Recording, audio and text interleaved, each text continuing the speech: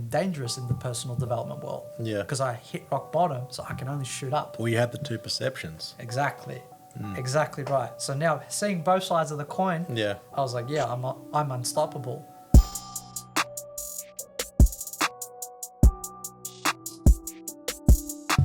Maki. Maladdin.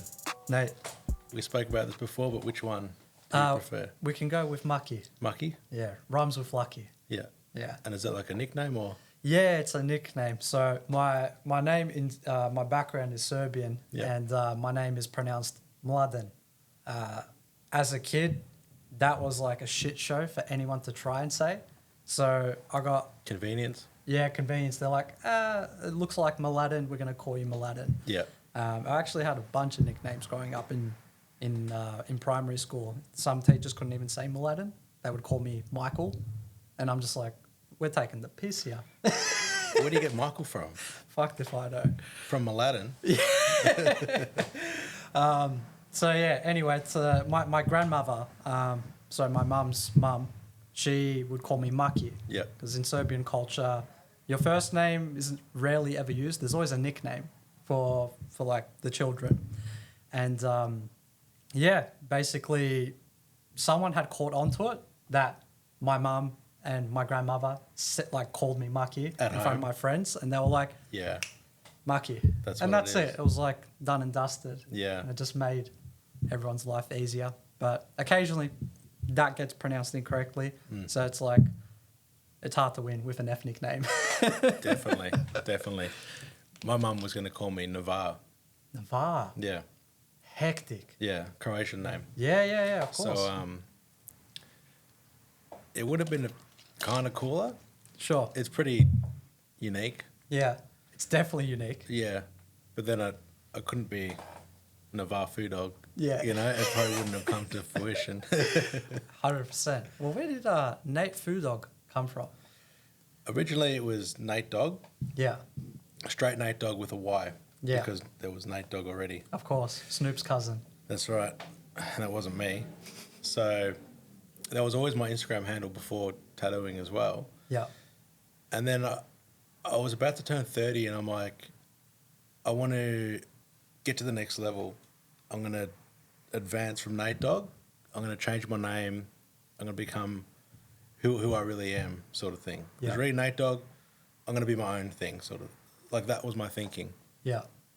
So in the shower, I was writing different words and anagrams and all that type of thing, like in the you know, on the screen, how it heats up. Heats up, yeah. Couldn't think of anything.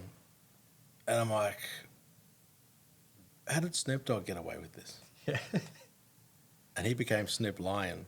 He did when he went for his Rasta stage. Yeah. Yeah. So a food dog is a lion. Okay. And it's the king of the jungle, brings wealth, all these different things. So I had like my Snoop Lion sort of moment and I became the food dog. But it's actually pronounced Nate Foo Dog. Okay. So Nate Foo is the style. So it's the way I like to tattoo and what I like to tattoo. And dog is the way. Yeah. So I like to bring elements of hip hop and street culture into my tattoos. That's the dog. And Nate Foo is the Japanese style that I do and the way of drawing that I have.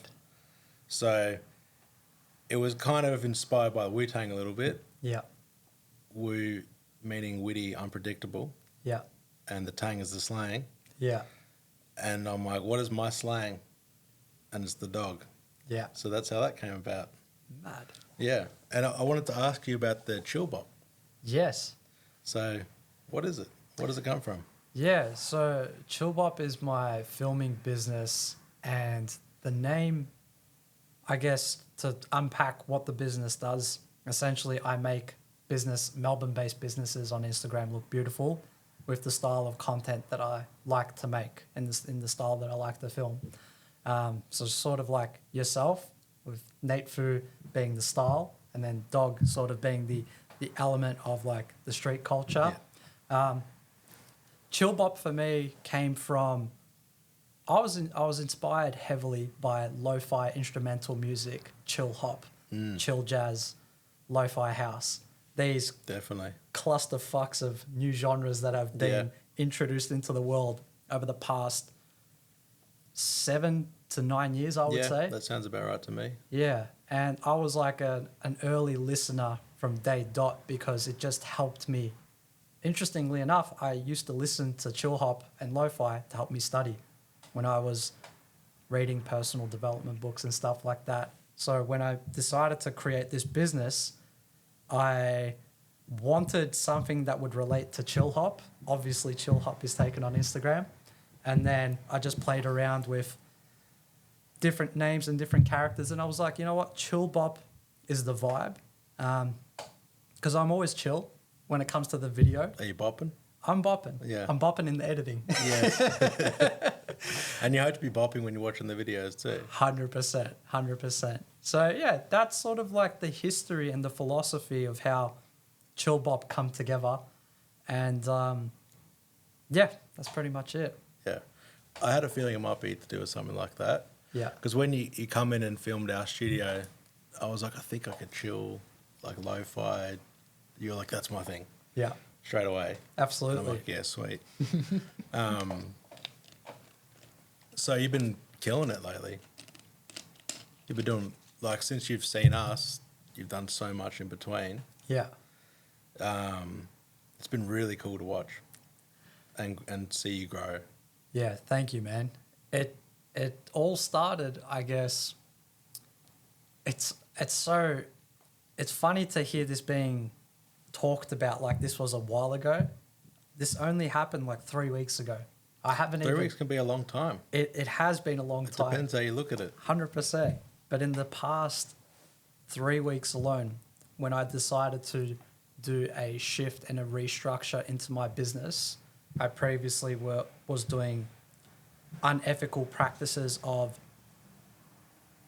I associated money with filming, and I would only touch the camera when I would get paid or about to get paid.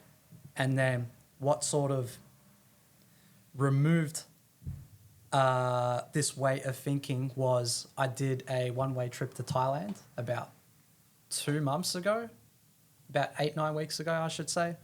Yep. And whilst I was there, I filmed every day. And I ended up staying there around a month.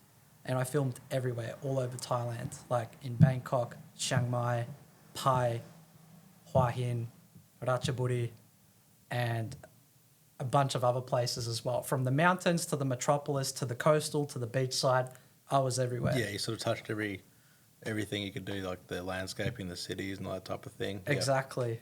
And I guess in that time, I started to unlearn and unassociate money and filming and replaced filming. Was that because you were doing it for yourself? Pretty much, yeah. Yeah. I had although yes, of course I was doing it for myself, I just wanted to become a better storyteller, a better writer, scripter, because all the videos that I'd made were predominantly scripted beforehand, and the scripting came from the skill of copywriting. And I love copywriting. It's about how to hook someone in within the first sentence, something perhaps maybe polarizing, something that would make people, ooh, what did he mean by that? And then you sort of unpack it in a lighter version in the copywriting process. And that's sort of, if you've ever seen like an email from someone that you follow or a newsletter, they'll always slam you with a hook at the start. And it's all about hooks these days. 100%. Instagram, YouTube, everything. Everyone's hooking cunts. Yeah, just a straight up brawl everywhere you go. Exactly. So you're getting the reps in. Yeah, I put in my repetition. 100%. Yeah. That was my training ground, my stomping grounds. Basically, throughout all of this, there was one particular shoot that I had done, and it was in Pai, which is one of the northern provinces in Thailand. It's very high up into the mountains, and it's like a little village with maybe, I don't know, a couple thousand people, and it's beautiful. If anyone wants a recommendation to go to Thailand, Pai's the place. Go to Pai. A couple days will just be enough to help you reset and disconnect from like the Western world. A piece of pie would do it. Exactly, piece of pie. And whilst I was there, I ended up bumping into a gentleman at a local like bar, bistro, restaurant type of place. And I ended up becoming friends with the bartenders there because I was new to the area. I traveled on my own. I always travel on my own. I never... Do what you want when you want. Exactly. That's sort of been like the best thing for me because I've always been independent, entrepreneurial, solo spirited, whatever you want to call it. And I ended up meeting a customer there who was friends with the bartenders that I just made friends with. And in Thailand right now, cannabis has been legalized since Not too long now. Yeah. October of 2022 or August of 2022, if I'm not mistaken, around the time when travel was about to be opened up to the world. And I reckon if that was a move to get people back in correct. as well. Yeah. 100%. Yeah. Because the country of Thailand, they rely heavily, a portion of their GDP comes from tourism. Yep. So when they were off, like everyone else in the world, they lost a good, solid portion. And when the doors opened up... Yeah, their bread and butter is tourism. They did a 350 IQ brain play by legalizing cannabis over there. And anyway, this dude ends up ripping out, like, I shit you not, like 2 of these bottles high, jar, full with chuff. Yeah. And I'm there like, it's so funny seeing that just casually. Like no one does that here. No one's ripping out chuff at a fucking bar or at a restaurant. No. And I looked at it and I'm like, reality check, it's legal. I'm like mad. And he starts opening it up, smells it, lets the bartender smell it. And then he's seen me in his peripheral and he's like, and I'm like, yeah, man. And I'm like, fuck, this smells amazing. Absolutely loved it. And it wasn't like your traditional bush fuck spec here that you'll find for fucking $15 a stick. It was class. You could tell that it was some a science hybrid. behind it. There was some science, 100%. Yeah, there was crystals and it was shiny. Little white bits and little brown hairs and stuff popping out. 100%. And then basically that opened up the conversation into introduction. So I introduced myself to him and then I found out very quickly he's a business owner for a cannabis coffee shop. So you can go in, buy a joint, buy a gram, buy a quarter, whatever, latte. and you can just roll it. Or they've got pre-rolled joints there. Oh, so you don't drink coffees, nothing like that? It's just strictly like if you want a coffee, cannabis cafe. Yeah, pretty much. It's a marijuana dispensary. Okay. But it's hybrided as a cafe. So if you wanted coffee, I never saw anyone having coffee there. Yeah. Maybe like a water. The coffee was shit, but yeah. the was good. 100%. And he brought me up to speed on everything. Obviously, I got curious because my background is I've always enjoyed different industries of businesses. You know, what can I sort of learn from other businesses that I can pull? Absorb into your own, of Exactly. course, yeah. And we got onto the topic of how's business, and he mentioned it's good, but it's not going great at the moment. So I asked, I'm like, why? And he mentioned that there are a lot of competitors opening up with foreign invested money within this small town. Yeah. And their shops aesthetically look better than his, but his bud is better than theirs. Yeah. But if the shop doesn't look aesthetic, no one's coming. That's right. And that was sort of the issue. Judging a book by its cover, essentially. Exactly. And based off what I'd smelt, what he showed me, I found out that was his scientific graded. He created that. Okay. And I was like, you're talented. And that smells good.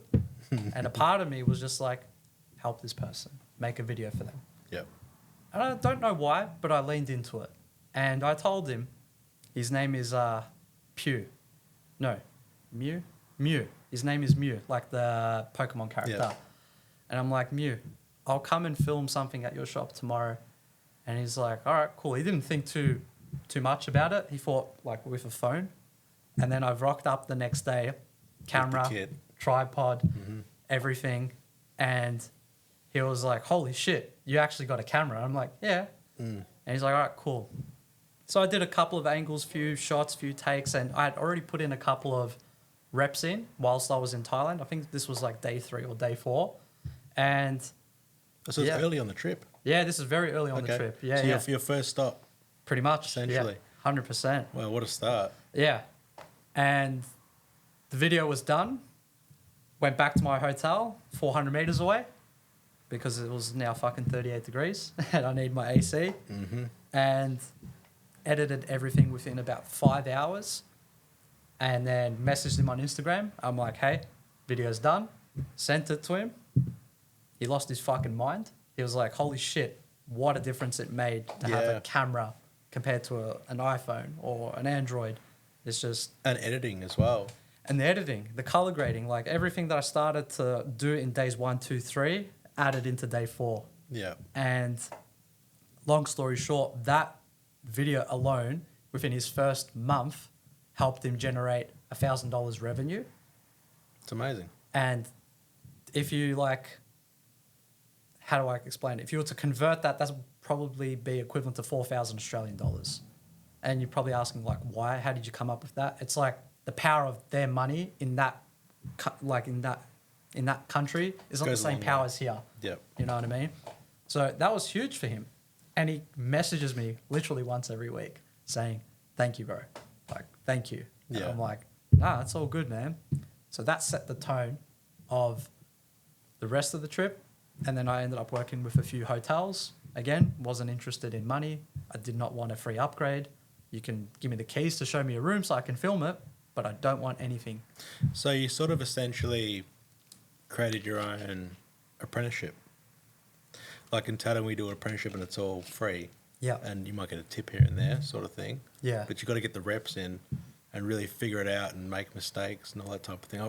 Unfortunately for me, it was on people. Yeah. But you can edit it. Yeah. So Absolutely. So I'm assuming that there's no... Well, you go to school and stuff for videography and all that. But that's not going to teach... You have to get out there, really. Correct. 100%. It's the prac. It's the real life experience, man. And I've been on both ends of the scale. I've been heavy into the I guess the theory, the book smarts of it, but you're going to end up entering mental masturbation at some point, just trying to consume, you know, what's this 1% edge? What's the life hack? What's the quick trick? Like all this shit. Yeah. It's going there, fucking like, and just getting it done, and then figuring out where you fucked up and improve on that. So you're essentially creating your own instant feedback loop. Whereas with the theory and absorbing like books and stuff like that, although they have a place, obviously if you're a fucking doctor, lawyer, like you need to retain knowledge. They're working by the book as well. Perfect way to explain it, yeah. And I guess to sort of recircle back into the business and how it's sort of everything popped off, I've now come back into Australia and I was down to my last like $1,753 or $56. Yeah. A number you'll never forget, huh? Pretty much. Yeah. And I was like, damn, my mortgage repayments, because I just moved into my new home fucking 8 months ago. And you bought, obviously. Correct. And my repayments on that was like 2750 something. So it's like if you do the math, like I'm going to be behind in payments in 2.5 weeks. Yeah. So I was like, all right, current business plan, out the fucking window. Whatever I experienced in Thailand, I'm going to do this here. And I've got an unfair advantage because I've got a proven concept of it working. And people proven concept meaning that the person was grateful for the video, that it actually made an impact. Not proven concept that I'm saying, ooh, I made a bunch of videos. Yeah, that's the byproduct of how that person felt. Yeah, that's what I'm trying to achieve. And I took that, applied it here when I got back into Melbourne. And then I remember speaking to my best mate's wife, Amanda. She's also now one of my best mates, basically. And she encouraged me to, I guess, explore doing free work every now and again to continue the momentum of experience, to give people an opportunity. Build your folio. Yeah, exactly. Yeah. And sort of experimenting as well. So when you're doing free work, you're not like demanding, but you want to do it the way you want to do it. There's no pressure. Yeah. And I love that. Yeah. Like, don't get me wrong, I enjoy it. You have to have pressure. let's not kid ourselves. Pressure needs to come, but it needs to come incrementally. Definitely. And if you create a business based off your rules, based off what is ethical and how it makes you feel to show up and be excited, yeah, man, like do it for free. Like do it for free at the start. And that's what I ended up doing. And I ended up running multiple offers, but my first offer predominantly was I'll work with 5 businesses for free in exchange for a collaboration reel. And I ended up getting 21 inquiries, and I ended up doing 8 instead of 5 shoots. Yeah. And we were one of those. You guys were one of We them. were lucky enough. Absolutely. And I'm very fortunate enough for Vanessa, who brought us all together. And thank you to her. Shout out, Vanessa. I appreciate you. The power of networking. Yeah, man. It's undeniable. Yeah. And it's something that I've not really done in my whole tattoo career. Yeah. I've sort of just gone under the radar and just tattooed. Yeah. And then we've got this studio, and now my partner Candice is networking and talking to all these people, and I'm seeing what it can bring and the opportunities we've gotten from it. And yeah, it's undeniable to the power of networking. Absolutely. I mean, you guys are doing something very special very soon. Yeah, we're trying. Yeah. And that's the byproduct of the networking, of trying something new and, creating that exposure. Yeah. The podcast. And the collabs. same thing like what you're doing, you're wanting the people that you work with to benefit from it as well. 100%. So the event that we're doing, it's the same sort of deal. We want, bring in your business cards, whatever you have to offer. Let's all connect and see if we can get closer to where that thing we want to get to. Yeah. Everyone's got that place we want to get to, Yeah. obviously. We just got to put the reps in and get out there and talk to people. And Definitely. it's not easy. No, it's not easy. I can tell you that. I'll tell you that for free. It's not easy. Yeah, 100%. Yeah. But yeah, that's sort of how it escalated. I did that first offer, ended up getting 21 inquiries. I did my second offer for another 5 Melbourne-based businesses where I filmed an Instagram reel for them, and we collaborated on it as well. So when they posted on their profile, it posts on my profile. That was sort of my free marketing, because I was now tapping into other people's Cross-promotion networks. and all that type of thing. Yeah, because if you're, either doing free work, and then in this offer, it was a pay what you want model. No one was going around doing free work. Yeah. No one was going around doing pay what you want. So I was doing the opposite. That was an interesting model that you went from the pay what you think. That was hard. Yeah. Because I wasn't trying to do the numbers in my head, and I'm like, I want to support him, but like budgets and these types of things. Yeah. But you were able to come to a number in the end? Yeah. So basically, from that offer itself, I ended up working with 7 businesses instead of 5, and I ended up getting another 28 inquiries. So we're now sitting at 49 just from 2 offers in 2 weeks. Yeah. In total, I've now worked with 16 businesses. I've shot 16 times in 3 and a bit weeks. Yeah. Which is like, in video world, this is not healthy. Every day. At all. And editing. It's the behind the scenes things that people, they take that for granted. Exactly. And then, so now, again, I'm running another offer. And the offer was for $325. And you're probably asking, how did that number sort of appear? I ended up taking the average of what people paid me in the pay what you want model. So I found and discovered an ethical research, like what is my true quote unquote value at current skill sets, at current value. And I got that. So I was like, I didn't have to make up a number. I got the number presented to me in front of me. That's right. You did the market research, essentially. Exactly. Doing the market research. And that's been a hit as well. And I've now had 19 additional inquiries. So just in the past, let's call it 30 days, even though it hasn't been, it's been 68 inquiries. And I'm just like, what the amazing, fuck? man. It's so hard to like take a phone call whilst you're mid-focused editing. It's like, imagine tattooing sort of being a one-person business, and then you just got smashed with 4 calls throughout the day while you're doing a full day session with a client. Yeah. It's like stopping, going, stopping, And you want to going. give them full attention as well. Of course, man. Because Of like course. you're dealing with customer service, Yeah, giving them the experience, the quality of work, exactly. the hours you're putting into editing. Absolutely. It's a Traveling across Melbourne, Yeah. like fucking in the DMs, fucking post-call, pre-post facilitation. You can't imagine how many times I've had to jump on a phone call with some business owners, and it's no fault of their own, but whenever I would get I would explain to the clients that this video is probably the most highest quality video that you've done, perhaps. Up until now, you've done iPhone and all this stuff, and that's great. I'm not shitting on it because we all have to put out content, right? Definitely. But when we upload in 4K, for example, there are some settings within Instagram that people aren't aware of. And I've told people so many times to adhere to these steps. It got to a point where I had to build an ebook. Yeah. And I built an ebook and I was like, great, I'm getting feedback from the clients. This is good. This is not I shouldn't get angry. I'm getting feedback. So I took that, boom, turned it into an ebook. And then I just gifted that to pretty much everyone at the end of each shoot.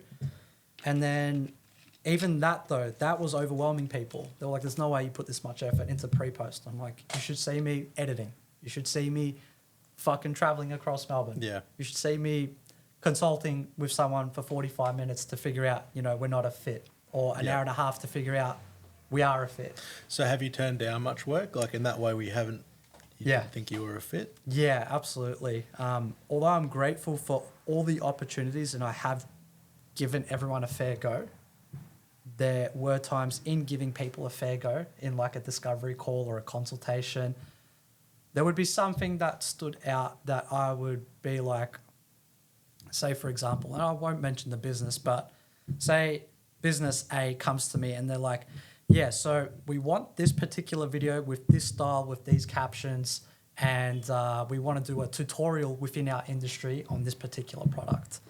And I'm like, all right, cool. I don't do any of that. I film in my style. I film in a certain and a specific way. It's not that I can't do that. It's just I don't want to do that. That's not what I do. That's not what my work is known for. Yeah. So therefore, like, there's no tension on my part. It's like, sorry, I'm not a fit for you guys, but I can redirect you to one of my other colleagues within the space that might be able to help you out. And oftentimes they're like, yeah, cool. Thanks for being honest. Yeah. We thought you were going to take us on. I was like, if it's not calling me, if I need something, I need to see something there. And if it's not there, I'm okay to say no. And You want to give them the best work. yeah, You don't want to just give them something that's sort of, haven't done this before, I'm just going to Correct. slap it together exactly. and give it to them because Yeah. I want to get paid. 100%. Let's say, for example, someone comes to you, and I'm not saying like,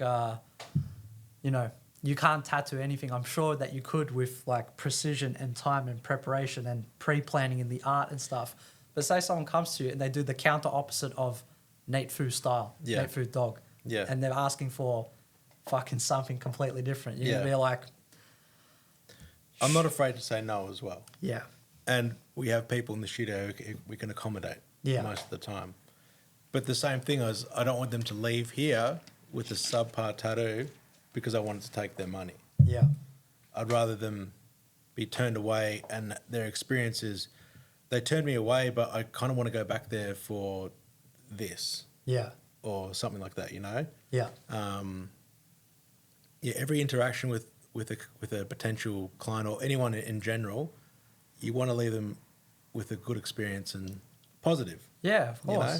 Absolutely. You want them to do all the talking, walking, That's right. talking testimonial. Well, for me, the billboard is them. Yes. They are the billboard. Correct. As so is my Instagram reels for their businesses is my billboard as well. Yes. Because I'm always collaborated with all these businesses. Yeah.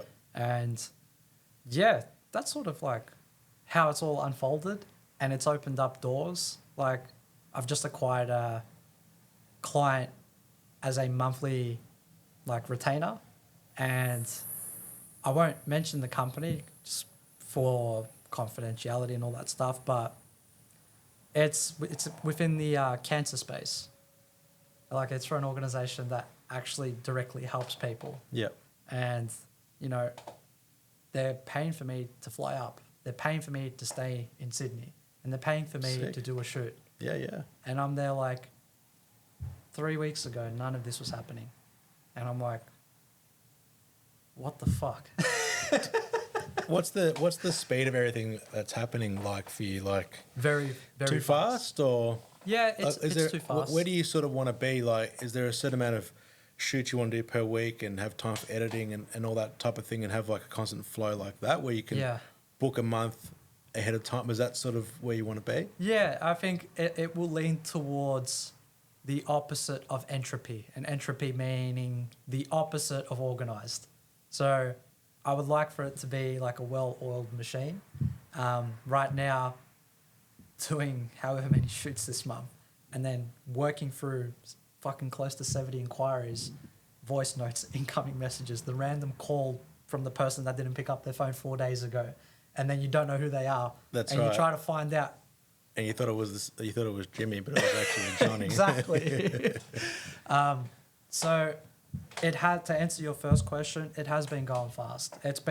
This has been like the fastest I've ever seen progress within any business that I've started, ran, etc. And I've been in a few businesses before this. But what I've realized is the practices that I do outside of my business, like my routine in life, my daily reflection, my morning routine, my evening routine, going for a run, reading educational and inspiring books, planning out my day, updating my calendar accordingly. If I did not have that foundation, I would have fucking broken in the first week. Yeah, you had the structure already. Correct. So you fit it into the structure. Correct.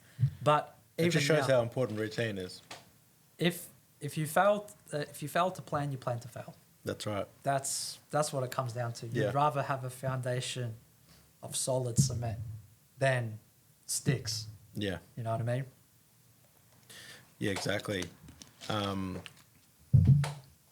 So you do life coaching as well? Yeah, so I'm a life coach. That's in my other business that I was mentioning before. Yeah. Been doing that for about 9 years, closer to 10 years now. Started within the personal development space at the age of tail end 21, 22 years old, when It's pretty young. Yeah. For that like specific kind of work, you know. For sure. The work started off as personal development work, which led into life coaching, and how I got into personal development work and growth and wealth building and mindset, spirituality, and sort of, being on top of everything to be my best self was because I hit rock bottom. Yeah. And I pretty much had a 5-year drug addiction with ice. And if there's any viewers outside of Australia, that would be meth, basically. And if you know anyone that does these things or have experimented with it, you know that it's the chances of them coming out of that are very little. Yeah, I've seen a lot of life change just through ice addiction, and it's so easy to get addicted. Yeah. Like, absolutely. I'm not going to lie, like when I was young, I had my own problems mentally and all that type of thing as well. And it was like super cheap. I tried it once. I lost like a week of my life just like that. Yeah. The guy was asleep, the dealer. So I went to the bottle shop at 6 o'clock in the morning. Yeah. And bought a slab. Hectic. So there was something for me to do until he woke up. Yeah. Yeah, it's not the best way of living. No. And once I had realised, my friends around me were like, you were like gone for a month. Like we didn't see you, didn't know where you were. I can't recall that month. Yeah. I was like, I'm never doing that again. Yeah. And I can say that I never have touched it again. Yeah. And when I see people that might be dabbling into that type of thing, like I'll be the first one to say, you need to stop this right now. Yeah. I've seen people wither away. For sure. And it's bad, and it's hard to get through to them as well. So to be battling that for 5 years and get out of it, like, that's props to you, bro. For sure. I'll be honest. I'll have to, I guess, mention this, bro. It wasn't a battle. I fucking loved it. Why do you think they do it? Yeah, no, I fucking loved it. That was like in terms of the artificial high, it was the best fucking time of my life. Yeah. Fucking loved it. Oh, I don't deny that. But the calm down, Yeah. fucking hell. Yeah. Horrible. Absolutely horrible. So were you working in this time? So I ended up getting so I started at 16, around there. Yeah. Wrong crowd, wrong people, wrong association. If you're a similar age to me, I would say that's probably when it really started to kick off. Well, I'm 32. Yeah, well, I'm 33. Yeah. So that was same. about the time it really kicked off. And Yeah. It came out of nowhere. Before that, it was like speed. Yeah, bit and of like Louis. and bickies and shit Yeah, like yeah, that. yeah. You know, on the pingers. Yeah, for you sure. know, pingers floated around quite a bit, Yeah. and the Louis. Yeah. But then all of a sudden, the Shard. Yeah. It just everyone. Absolutely. People that I would never even thought in a million years. Yep. Absolutely. Were jumping on it. It's hard, man. That was the Ice Age. Yeah. That was the kickoff of the Ice Age, literally. And it got to the point where on the tail end of this fuckery, and to answer your question, I was in school, then I got expelled, and then my mum forced me to go back and finish year 12 because she wanted the son to finish year 12. So I was like, all right, sweet. So I went into VCal. I think it's called VCal now. Yeah, VCal. I'd say it would still be, yeah. Yeah, and I barely passed VCal, passed Yeah. with 35% attendance just because I was a delinquent. Always wagging school, this and that. Whatever you could think of a young kid fucking up with, I was the poster child for that. See, it's funny when you do go back. So I dropped out too at the end of year 10. And I went back in year 12. They let me back. So I had a year off, exposed to the world. Yeah. I had tattoos. Yeah. I was a man in my eyes, you know. Yeah.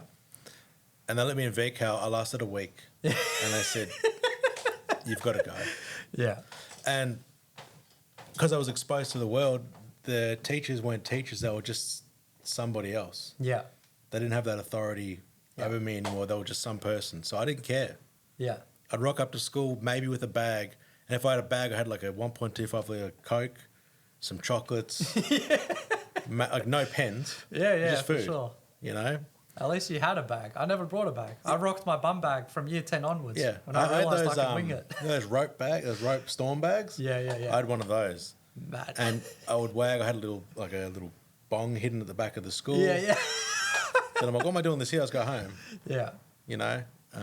For sure. Exposure is so powerful. Yeah. Your environment, the people in the area that you live, Yeah. your friends and all that. Especially at that age, you're so impressionable. Yeah. The things that you can do it's not in your nature. Yeah. I'm assuming that's sort of what sent you down that path as well. Yeah, for sure, man. You're the average of the 5 people that you surround yourself with. And just at the time, I had my crew, my boys, and they were fucking, they were everything to me. And then there was a separate crew. And I started realizing that, I wanted to be like them because they were older. I was always gravitated towards to hanging out with the older boys. I was always the youngest cunt Yeah. in that crew. Yeah. I And, can relate to that too, yeah. And it was just getting up to mischief, midnight runs. I got school the next day. I'm getting picked up at 1:30 in the morning. Fucking cop a point. Fucking hit the hoof. All this shit. It was just an absolute shit show. But what sort of got me out of that environment was the compounding interest of what was happening. And because my main crew, I wasn't seeing them as often as I wanted to, just because I couldn't commit to anything because I was either recovering or fucking getting sick. High. Or getting high. It was always this cycle of just nothing working out for me. And then just this crew, there was just people getting locked up, people getting shot, people coming out. Everything that comes with. Everything, man. And I was just fuck. And then basically there was a time where I just I had enough, and my best mate, so in my OG, my brotherhood crew, my boys, he was bro, I gotta introduce you to some people. And I was like, oh yeah, sweet. I ended up getting finessed and taken to a network marketing event for a company, a health company. And anyway, you know anything about network marketing companies, it's like a fucking cult following. The chances of anyone actually growing. Are we talking like pyramid scheme type Correct. situation, like Herbalife or something like that? Yeah, exactly. And like I can confidently say that there is current there's current literature to support that the chances of actually making a profit, like, you know, you can make $100,000, $1 million, $10 million. The chances of you actually making that is like 0.05% chance. Yeah. And then anyway. They sell you the dream, and Yeah. like you work from home. Correct. Choose your hours. And I got finessed into it, and I'm grateful for it. Like, because my best mate, he also got finessed into it. He finessed me. I finessed someone else. Yeah. But I don't say that in a bad way. I say it in a good way, because what happened is I ended up getting invited to someone's fucking apartment in Docklands for one of these meetings, and the dude was my age. And he was like 21, 22. And I'm like, how the fuck can you afford this? And then he explained, like, I do this. I also have a full-time job, but I'm building this thing up as well. And I walked away from that meeting learning so much. Just new association, new environment. That's right. You're the average of the 5 people. Like, Yeah. I got I got encouraged to read books. A particular book was my first ever book that I learned to read. I actually had to relearn how to read because I'm dyslexic. Yeah. And then I stopped reading probably at the age of 13 because I realized like I could wing high school and I had no interest in doing anything. I'll just copy from everyone else. And yeah, it was that bad. I actually had to unlearn what I was recently doing and then relearn how to read with dyslexia. Now, in today's world, I can speed read comfortably. I can go through books very quickly while retaining information. Took me a long time, but at the time, I got told, read this book. Yeah. Fill your mind with information. What was the book? Rich Dad, Poor Dad by Robert Kiyosaki. Yep. And I only recently finished that. It took me a while to get through. I have like 5 books that I want to read. we all do, bro. And I'll read some and I'm like, oh, I feel like I really need that book right now, and I'll tap into that one, and then so now I'm like just trying to stick to the plan. Yeah. Finish book by book. But yeah, that is a good book. Yeah, no, it's a great book, and I was grateful to have read that as my first book because it taught me the concept of financial building, wealth building, time management. Well, it's both sides, isn't it? It's literally all 4 quadrants. So like Yeah. self-employed, business owner, company owner, or something along those lines. It's all the different ways you can think. Yeah, All exactly. perspectives. Exactly. So yeah, that was like the catalyst. And that led me into this world of personal development. So although I was getting like finessed into this cult-like network marketing situation, I was just pulling new experiences left, right, and it center. got you out of where you were. Exactly. And then to sort of hit the nail on the head, I ended up finding out that personal development is it's a subject, it's a skill set. And although it's not taught in schools, which I don't know fucking why, definitely has to be, but there are seminars and programs and audiobooks and, you know, all of these things available, and they happen often. So this is pre-COVID days where people actually went to fucking seminars instead of doing everything online. And it was cool because I got led into, I found my way at a free seminar, an event, and people like speakers would be from all over the world, you know, doing their life-changing speech, and then at the end do a call to action. And that's when I realized like that's the game that they're playing. And it was cool because I ended up being invested in one particular personal development authority figure, and it was Dr. John Demartini, and he's one of the world leading experts in human behavior. And he said a bunch of things that were just simple enough for me to understand. And I was like, that struck a chord. So I invested into his program called the Breakthrough Experience. It was over a 2-day period over the weekend. On the Saturday, it went for 16 hours. Yeah. On Sunday, it went for 12 hours. So I put in a 28-hour shift over the weekend at the Melbourne Exhibition or Convention Centre. And that weekend transformed my perspective. I dissolved a bunch of emotional charges that I was holding on to, like grief, guilt, people that I was blaming for everything except for myself. You just let it go. it wasn't even let it go. It was fully dissolved. Yeah. It means like it wasn't like I just let it go and it came back in 2 weeks' time and I got triggered again. No, dissolved, meaning that I've walked away knowing that I've reframed what had happened and seeing that although that perhaps a period of time in my life was a bad experience, I extracted the polar opposite benefits of how it helped me. And what happens is life is perception. When we look at the world, two people can look at the same thing that's happening and we'll have two different perspectives on it. And if my perspective was a positive one and yours was a negative one, you're more likely to, carry that in your mind for the rest of the day. Yeah. And the science and the work that I'm talking about that I'd done over that weekend helped me bring me back not onto the positive side, not deeper into the negative side, but into a balanced perspective. Seeing it from both sides. Yeah. There's like one particular picture of like a lady's face. Yeah. And it got given to two groups, and one side saw it as an old lady. Yeah. And another side saw it as a young lady. Then they got together and they're like, oh, it's an old lady. Like, what are you talking about? It's a young lady. Yeah, yeah. And then until they were like, no, look, the mouth is actually her neckline or necklace or something like that. Sure. They start to see their perspective and they're like, that's complete. Now I see the old lady. Yeah. So you have to also try and see the other side of the perspective. Yeah. To see the whole picture. And if you can see both sides, then 100%. Yeah. And that's, you've nailed it. There's always two sides to the coin. Definitely. You get to see both sides. It's going to work in your favor. Yeah. And you just realize that life is not is what it is, but just life is.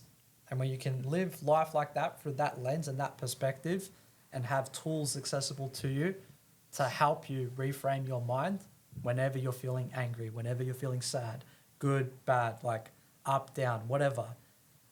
That's what I've learned at the age of 22. And then I found so much value into it that I ended up investing into becoming a facilitator of the program that I just attended, meaning that I can attend and facilitate those programs in the future, which I happily did in Melbourne and in Sydney. I ended up becoming one of the youngest facilitators in the world. And he's got he pretty much does this work fucking almost every weekend. So he has a huge audience, following, students and all that stuff. And more importantly, that's the byproduct of it. But I wanted to take that and put it into my life and a business, which is when I got into life coaching. Okay. It's hard for people to be like, who the fuck is this cunt? 22 years old, life coaching. What life have you lived? It would have been a hard sell, yeah? Brother, very hard sell. Yeah. Very, very hard. And I got absolutely shat on because it was such a quick turnaround from me being like a chicken head crackhead to like a person that's now well-spoken, on point with everything, mentally sharp, can see things ahead of time and plans his life according to what's most important to him. Yep. I was fucking dangerous in the personal development world. Yeah. Because I hit rock bottom, so I can only shoot up. Well, you had the two perceptions. Exactly. Exactly right. So now seeing both sides of the coin, Yeah. I was like, yeah, I'm unstoppable. But then the world also invites people to humble you at the same time. And they say, who the fuck are you to pay you $5,000 to work with you and you're 10 years younger than me? What fucking experience do you have? And that hurt. And it hurt a lot. So I shrunk and I only worked with selected people. Yeah. And I didn't market it. I didn't do any advertisement like publicly. If I found someone going through something, like if they just shared it with me, then I would extend my services. I'll be like, hey, this is sort of what I do. And this is how it's helped me. So I was my own case study. And like, that's the best case study in the world. Yeah. Because I could have been in jail. I could have been dead or I could have been shot. You know what I mean? Unfortunately, with some particular careers, you have to have age. Yeah, Like of you course. have to have, you can't just be like the Prime Minister at 25. I think the pre-request is like, you got to be like 65 or something like that. Who knows, man? Fucking who knows? But no, the population of Australia isn't going to put their trust into a 25-year-old to, Yeah. you know? of course. And I can see the same sort of thing happening in the the life coaching as well. Yeah, for sure. And that's where, you know, I kept working on it. I didn't want to give up on it because it changed my life, man. Yeah. And it started to change other people's lives too.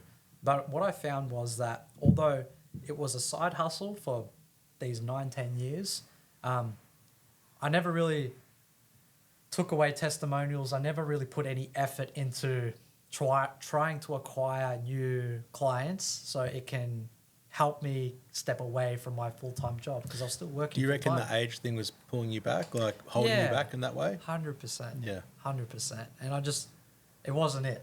Yeah. But it was working. So I was still making a side hustle, still making an income. So when you say to someone now, I've been doing this for 10 years, Yeah. it changes. So yeah, you might be younger, Yeah. but I've been doing it for 10 years. Yeah. For sure. It's at a point now, bro, I actually don't advertise the coaching part. Like I've got it down to a science where I'm only invested 4 hours a fortnight across a small handful of clients. And for me, that's mad. Because like I put my attention and focus into you. Like it's undivided.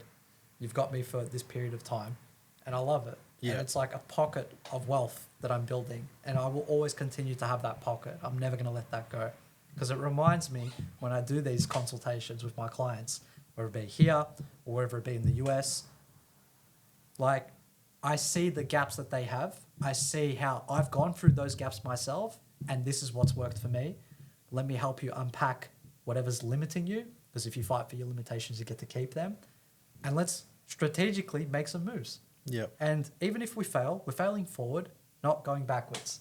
And let's find out how we can optimize this. Yeah. Well, as long as you're putting in the reps and you're getting the work. Exactly. All about repetitions. Yeah, it is. For sure. Everything that you said today, you've been putting in the reps. Correct. And that's like the experience of the years of doing it. Yeah. You got 10 years worth of reps. Yeah. They're like, all right, now I'll take you seriously. Yeah, exactly. You know, unfortunately. For sure. Even like when I'm tattooing someone and they're like, oh, how long have you been doing this? Yeah. At the start, I would be like, I would try to say more years so they would feel more comfortable with me. But now I'm like, yeah, like 7 years. Yeah. And I got something to show. I got like, oh, this is my shop. Yeah. You know, and it gives that comfort in them. Yeah. And they're like, okay, like he obviously knows what he's doing. I'm going to give my arm over to him. Yeah. That type of thing. Absolutely. And even like they'll be telling you some pretty vulnerable shit too. What's happening in their life and maybe some traumas and stuff to go on to. I'm sure you do some sort of like psychiatric sessions as well through it all. Yeah, 100%. I try not to tap into claiming any health benefits or like try to associate myself with that. But it's more along the lines of people want to be heard. If they're in an environment with someone for prolonged periods of time, you best bet they're going to open up. Especially if it's I can only speak for blokes because I only work with men now in their 30s and 40s. That's sort of my niche. Yep. But you also work with you work with both sides, both genders. But when you work with men feel safe here. You know, I'm sure women obviously feel safe here too. Yeah. But the idea is that for men, when they feel like they have a safe space, they're going to talk. That's right. That's hard to find these days, whether Yeah. in real life, virtual, or whatever. Getting someone in a vulnerable position is pretty full on. And Yeah. I'm doing that most days. Yeah. You know, they're laying there with their shirt off in an awkward position, getting pain inflicted onto them. Yeah. And they're like, you know what? I'm going to tell you about some shit that happened to me when I was young. Hectic. You know? Yeah. And I hope that I've helped some people as well. You know, even just talking, letting them talk. Yeah. You know, like not even giving them much back. Yeah. Just allowing them to continue the flow of their conversation and they leave feeling better. Yeah. Because I too want people to leave with just the experience. And when they look back at their arm, they're like, I remember that was like such a cool day. Yeah. You know, might not remember what we spoke about, but the feeling and the experience you hold on forever. Definitely. No, I love that. It's so much more than just a tattoo. Definitely. Yeah. That's sick. I like that philosophy. And that's something that I continue to learn as well. Yeah. Like, how can I pull... We all are. Yeah, 100%. You know, even for simple things now, like now that my daughter goes to primary school, I'm like, I've got to make an effort with the other parents. If they're there, do you have to? No, I'm joking. well, unfortunately, I think so. No, I understand. You know, she's going to be with Integration. them for the next 6 years potentially. Yeah. So just make sure that their experience with me is a good one. Yeah. A lot of the mums have said that I'm a bit intimidating, which I don't understand at all. But you know, if I can at least bring their guard down by just saying a nice thing, just how they are, things like that, I'm going to do that. So they can leave with their experience with me being like, oh, he's actually a normal guy. Yeah. You know, and I will recommend his tattoo studio to my husband or 100%. significant other or whatever it may be. I remember when I had my first experience having a friend that was fully tattooed. Yeah. Up until then, like, I had friends that were tattooed, but like physically you can see tattoos, like on face, neck, just like fucking down to fingertips. Yeah. And he's one of my close boys, Chris. And when I got introduced to him, he introduced me to like sort of the fitness area, like the gym, Muay Thai, kickboxing, all that stuff. And he was covered head to toe. And we got connected through one of our mutual friends who recommended me to sort of work with him to help me with my lower back. I was going through some pain at the time. And when I met Chris, I was like, fuck it up. Just like I'm fucking fully tatted, bro. And I'm there like, fuck, within 10 minutes, man. Guard down. Yeah. One of the homies. What I've learned from Chris and being around with him so often, and like we've traveled to Thailand, I brought him to Thailand. We trained Muay Thai across like the country. We went to 3 different clubs, trained with like Lana Muay Thai in Chiang Mai, Jitty Gym in Bangkok, and Yokkao in Bangkok. And Yokkao is probably the popular name that most enthusiasts would know. That's where like Sanchai trains, Singdom, Manachai, fucking world-class Muay Thai fighters. And what I've learnt being around Chris is that he is a good soul, amazing person, like one of the brothers for life. Each time I saw him afterwards, I never saw tattoos, bro. I just saw him for who he is. Just like it.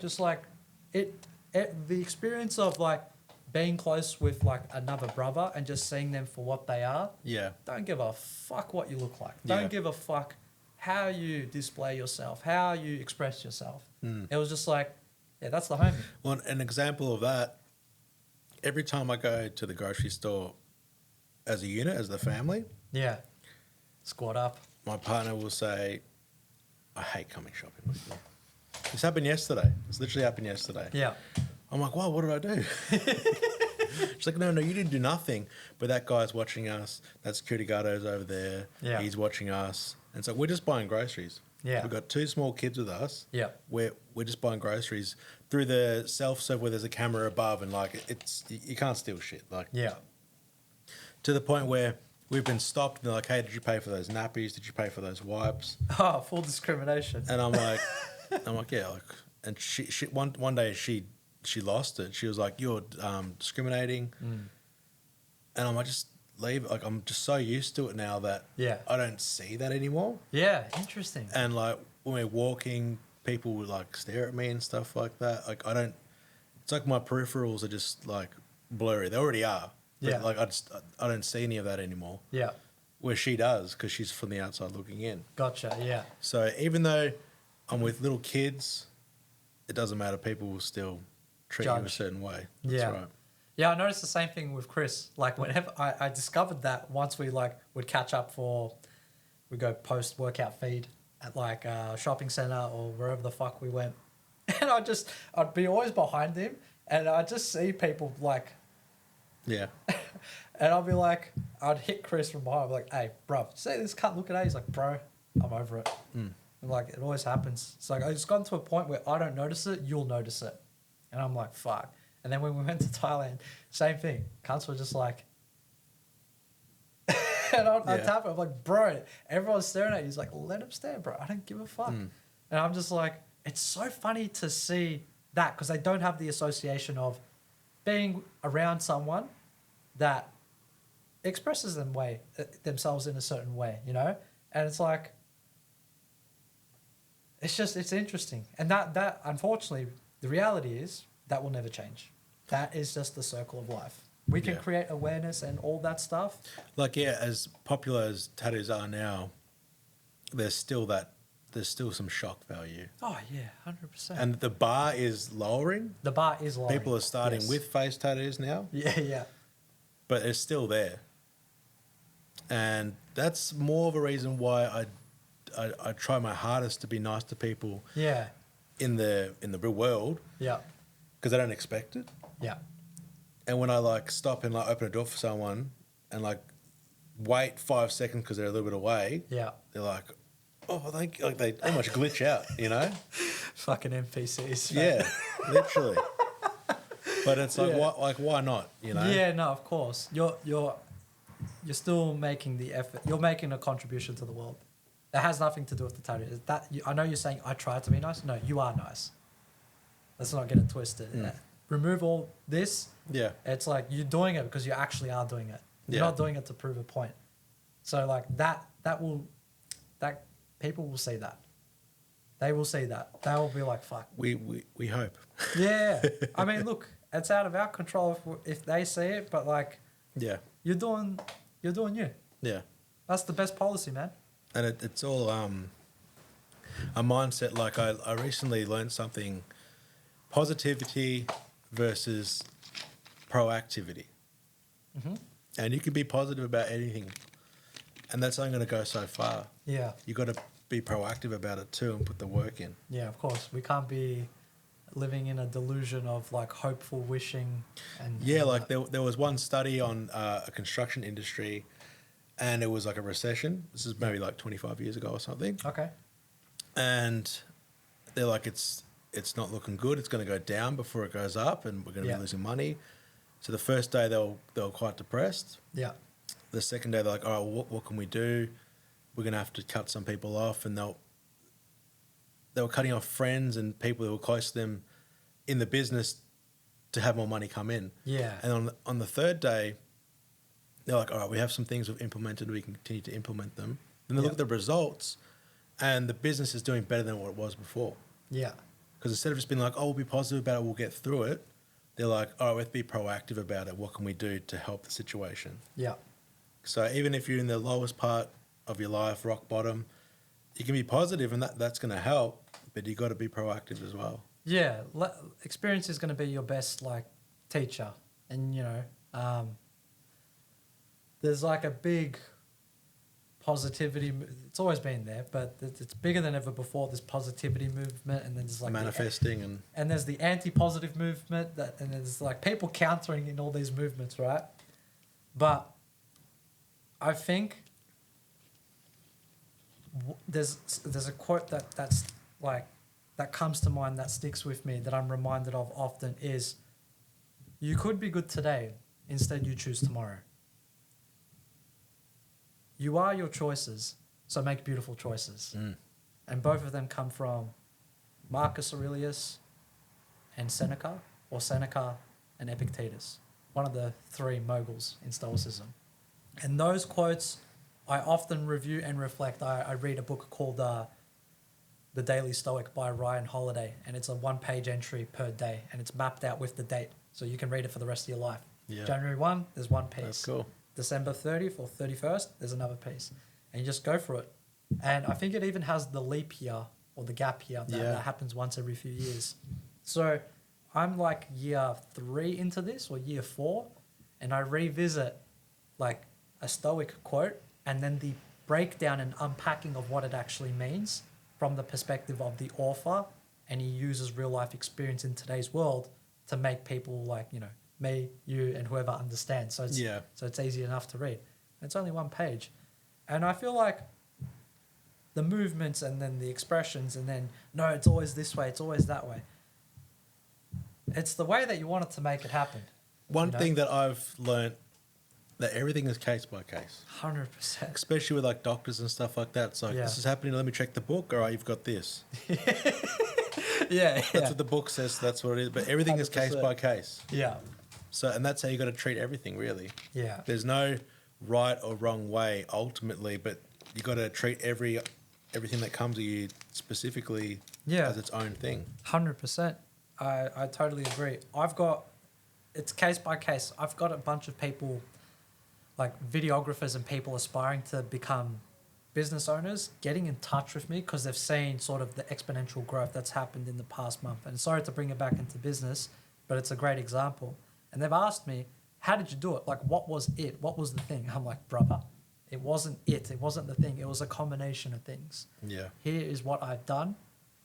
And I explained what I mentioned to you before. My routines were the foundation. So I often tell people about the routines. It's not about what tips and what hacks you can do to build a business. That comes second. Yeah. You need to build your routine. Because at the end of the day, your life is all about routines and systems. And if you can find the way to optimize your life, where you do the things that make you better and sharper and focused every day with a non-reactional mindset, you're winning. Now imagine doing a business on top of that mindset. Yeah. You're going to be a fucking weapon. You're going to be a sniper. But people are like, nah, fuck that. What? How do I get there in 30 days, in 3 weeks? I like how you said reactional mindset. Yeah. Because there's reactional, then there's like the proactive mindset. Exactly. So it's also the two sides of the coin again. 100%, man. But the big thing about this is to lean back into what you're saying is that everything is case by case and context dependent. So like I can show someone the blueprint. But if you don't have access to working this full time and you can only afford to do this part time because you're working a full time job, well then guess what? You're not going to have the same amount of growth in the same amount of time. And there's also like the working out, how did you get to that blueprint? Yeah. Like you can watch Gary Vee all you want. Yeah, yeah. And like, yeah, content. Sure. But it's like, but what did he do to get to that point? Yeah, he put in his fucking reps. And everyone's got a different step one. Yeah. You know, it's the life that you've lived before that. Yeah. And there's no real blueprints. Exactly. And yeah, I think what's the Instagram thing I'm saying people throw around now, they're making a reel out of it. It's one day or day one. And that's sort of like, I know it's cheesy, but it hits home. Yeah. It's like you could either fall into one day, like one day I will do this. Yeah. It's like, bro, you're not going to.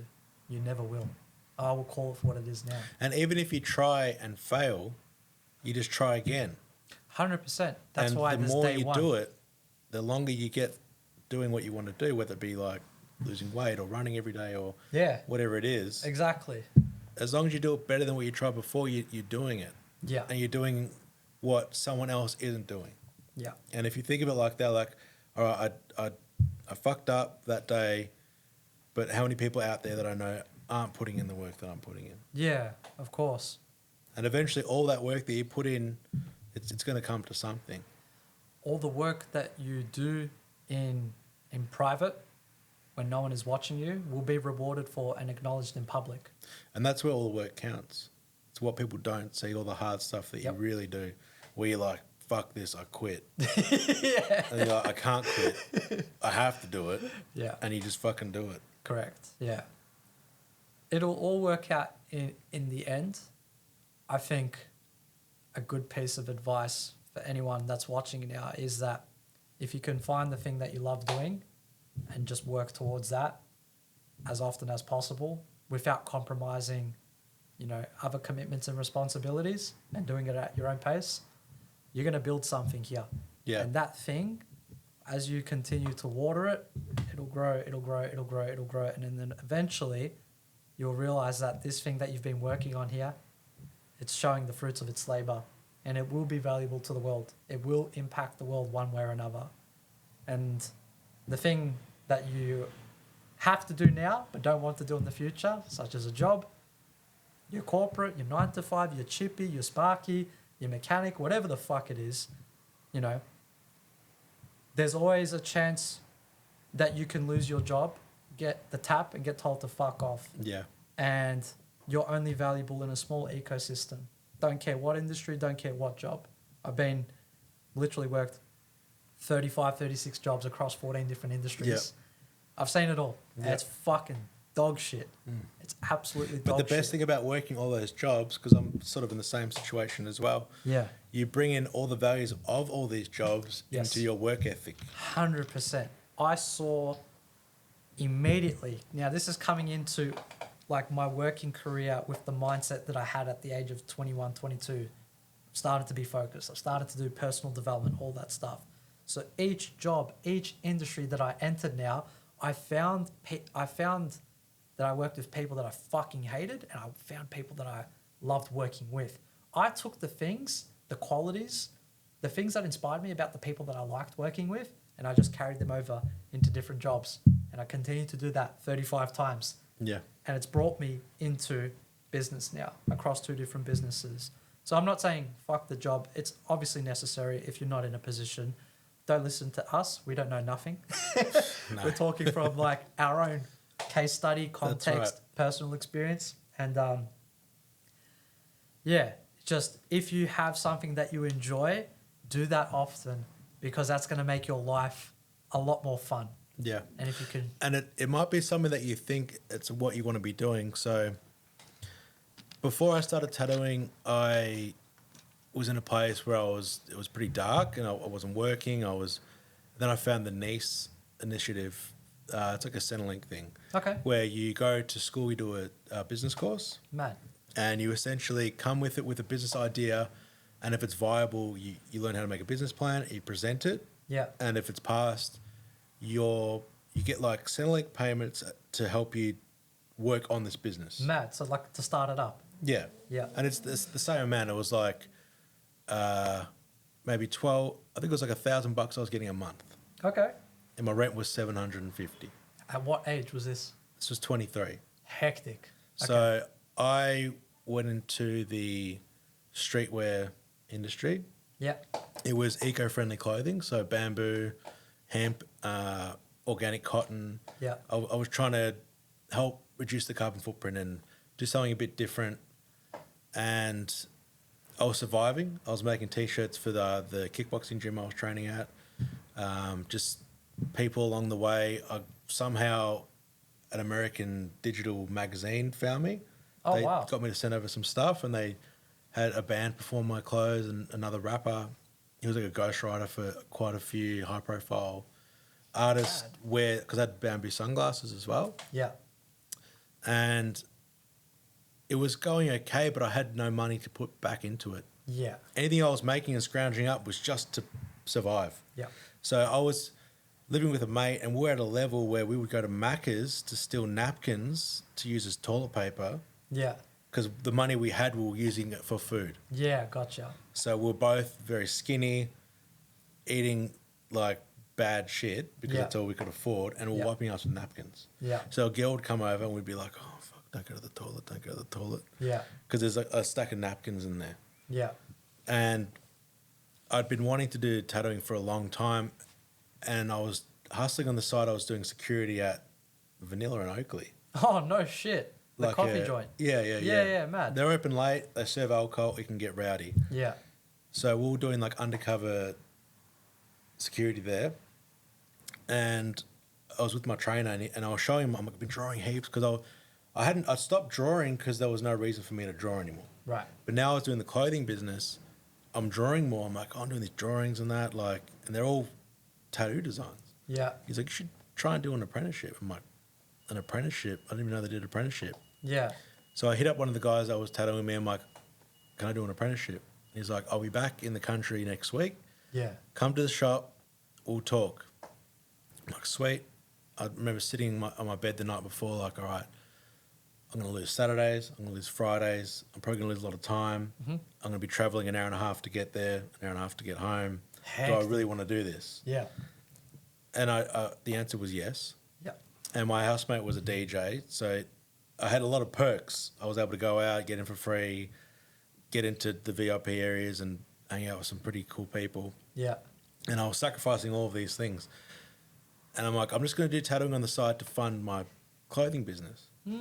Gotcha. So I started printing the next season of clothes. Yeah. And I had a DTG printer. So it's like a massive flatbed printer that would print. I'd put the clothing in and it would print it like a laser printer, just like any other printer. Yeah. So I'm printing, and then it fucks up. Yeah. And I'm like, oh, it's not working. Technical support is in China because I had it shipped over from China. It's a $6,000 printer. Yeah. And we're using like the early form of Skype. Yeah. It wasn't even, it was something else. And Yeah. I can't get it to work. I'm like, fuck. So I go into the shop the next day and the owner is like, oh, hey, you're going to make the T-shirts for us. I'm like, oh, yeah, that'd be cool. Yeah. So I go to the back, I'm drawing. I stay to the end of the day. I come in the next day. Yeah. And in that time, the day before, I told the piercer, yeah, I want to, you might see me here more often. I really want a tattoo. I didn't know she was partners with the owner. Okay. So I come the next day, he's like, oh, you want a tattoo? I'm like, yeah. And he's like, well, I said I wouldn't take an apprentice on until I hit 10 years tattooing. So if you can be here every day till June next year, I'll put you on. And it was October. Okay. So about 9 months? 10? Yeah, 8, 9 months. Yeah. So I went in every single day and cleaned and was drawing, like relearned how to draw in the tattoo style. Yeah. Learn how to pick up the phones and quote people and all that type of thing. So Yeah. all that admin work. Yeah. And by the time we come to June, he's like, all right, now you're officially apprentice. And this is all free. Yeah. I'm jumping over the railings at the train. I'm missing trains because there's inspectors on there. Yeah. You know, do whatever I can to get around, like taking trams the long way. Yeah. Because obviously I'm wiping my ass with napkins. Yeah. So I'm not in the position to You are pay. hustling. I was hustling. Yeah. And I quickly learned I don't want to do a clothing. Like, I don't want to make clothing for other people. Yeah. I want to make clothing for myself. Yeah. So the moral of the story is you may not get to where you want to be by doing what you think you want to do. It might be a leapfrog. Yeah. But they say the artist's best work is when he's doing it for himself, Yeah. not for other people. Yeah. And that's what I learned. Yeah. I was trying to follow trends and make logos and designs for what was happening, and I Yeah. wasn't staying true to myself, and I think that's why it wasn't getting to where I wanted it to be. Yeah. But at the end of the day, I got a business cert out of it, Cert 4, and dealing with small business management or something like that. Yeah. And now I have a shop, and I can run the shop because I did all that. Yeah. I went to school every day. I was even trying sleep cycles. I'd sleep 4 hours, get up, do some reading, go to school, come back, nap for 20 minutes, go train Muay Thai, come back, nap for 20 minutes, go do security at 10:30, come home at 2 o'clock in the morning, sleep for 4 hours, and I was killing myself. Yeah. Yeah. For It sure. wasn't sustainable. No. But whatever I could do to, get to where I am today, Yeah. you don't know that you're doing it, but then you look back, you're like, fuck, I did a lot. Yeah, man. Absolutely. That's fucking sick. And you got the place is beautiful, man. Thank you. The place is fucking beautiful. And by the way, where can people find your place? How can they find you guys? Well, the shop's located in McKinnon Yeah. in Melbourne, and Instagram. That's where we're at, Zandaka Tattoo. Yeah. I'm Nate Food Dog, obviously. Maki, Yeah. Chillb0p. Absolutely. That's where they can find you. Chillb0p on Instagram. Hopefully you get another 69 inquiries Yeah. and you can sift through and get the best ones again. For sure, man. And for you also sure. have a giveaway happening at the moment too, don't you? Yeah, so I'm doing a free giveaway for a Melbourne-based business. So it's a package where I keep saying we because I do fucking everything behind the scenes. You do 5 people's jobs. So. Yeah, but essentially we've got to give away, I've got to give away for the business where I will come out, film your business for free. All you have to do to enter is go onto Chillb0p on the Instagram. It's Chillb0p. Enter to win, tag, like, comment, whatever the entry rules are, and winners will be drawn on the 5th of May at 7 p.m. So I don't know when this comes out. But if you're hearing this afterwards and you need some work done and you can't afford it, here's an exclusive. I've just made it up on the fly. For the next 2 businesses, if you have a business like a brick and mortar store, like a physical location, and it's pretty, but you don't have the right cash flow and you need some help, just reach out anyway. I'll do something for the next 2 businesses. Since you've stayed here for the hour and a half, however long it's been, this is a thank you to you guys. And thank you for having me on, man. I No worries, appreciate man. that, bro. It was awesome to have you. We've probably got more to touch on, but I'm very happy with what we did today. And Yeah, it was awesome to sit down with you, bro. my guy. I appreciate you, bro. Take care. No worries, man.